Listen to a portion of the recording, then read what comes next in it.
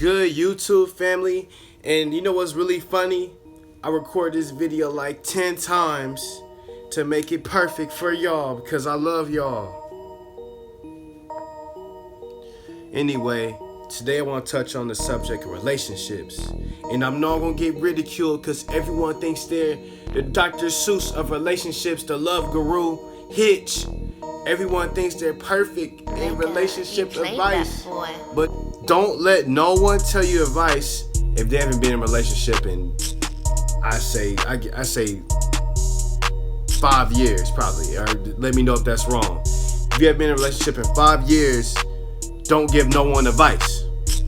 Or it might be shorter than that because obviously something might be wrong if you're not in a relationship in 5 years. Unless you just got out of a deep one and you don't want to jump into one. That's a whole nother subject, so don't get me wrong. But if you just like big chilling, South Miami Beach, like kicking it, like, you know, getting it every weekend, don't need to be in a relationship. So, I want to talk about newly dating.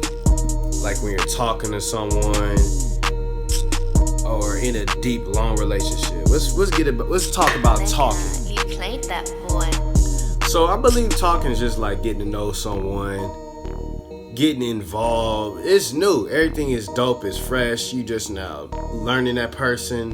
But what people get confused is they say, oh, we're talking, so can we talk to other people? But yes, you have to communicate with that person, let them know like what are y'all doing.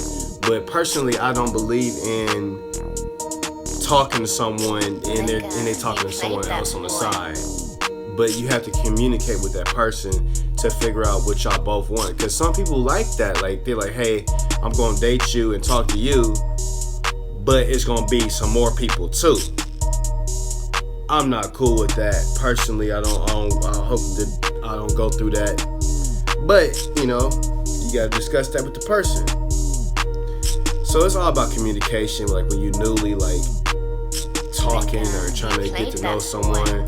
Now, if you're in a relationship, that's called cheating. If you want to talk to another person while in the relationship, that's called cheating. But when you're talking, that could be considered as a player.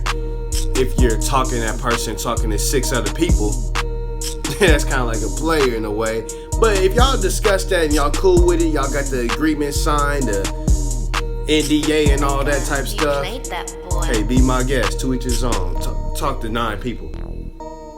Men and women, don't automatically judge in a relationship. Like usually when I'm a biased dude. Like I'm gonna give both sides of both worlds. When females usually meet a guy, they say they got their guard up, or I've been in the last relationship, this guy thought he was gonna play me, so I'm gonna be hard on you.